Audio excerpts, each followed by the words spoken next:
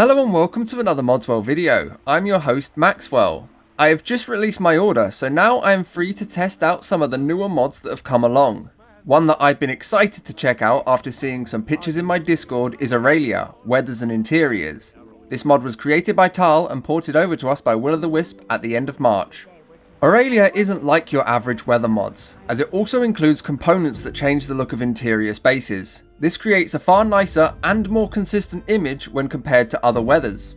Aurelia works by editing the general colour palette in a way that makes sense. Expect sunrises to pop with purples, reds and yellows, better atmospheric colour in the fogs, clouds and skies, as well as more lightning variants. Fires have been changed to match the likes of RLO, which is a deeper orange colour, you know, like fire.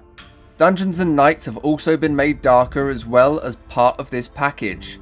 And what's great is the way it gets its internal look won't remotely interfere with your internal setup, so the likes of Divine Interiors, ELFX and RLO, to name a few, are actually fully compatible with this mod. And all of this before even really talking about the improved depth of weathers, with thicker storms, both rain and snow. Nicer textures without going overboard on something you won't really see.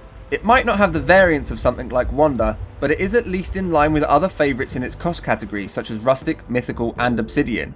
I'd argue that seasonally it's more realistic than most. I'd put its weather structure on par with Autumn Skies, Solstitium, Scandinavian or Climates, which all have fantastic seasons. So essentially, this weather has it all and more. Sort of. But that's where the rest of my setup is helping this mod shine.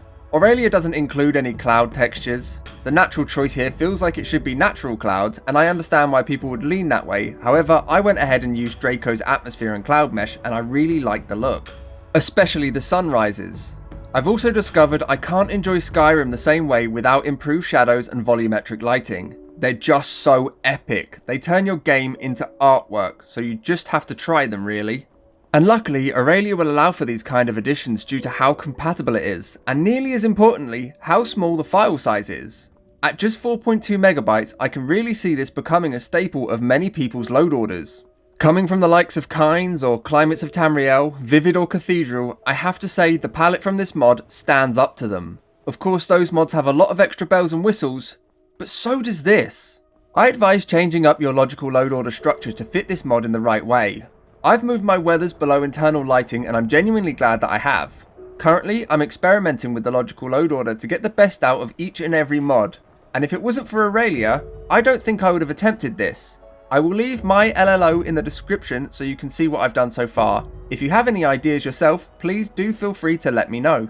Aurelia is definitely a mod that I suggest checking out for yourself. I've tested it with a few different texture sets and I found it to bring out the best in all of them. It isn't too gloomy, but does gloomy well. It isn't too bright, but does those sunny days so nicely. This weather is for the people after a balanced and beautiful weather system, and side with realism that has a touch of fantasy in it. But on that, I am going to call it. As always, I really appreciate those likes, comments and subscriptions. They help me know that you want more content like this. I'd love to see all of you over on the ever-growing Discord server, so I will leave a link to that in the description below. Thank you all for watching, and I hope to see you in the next one.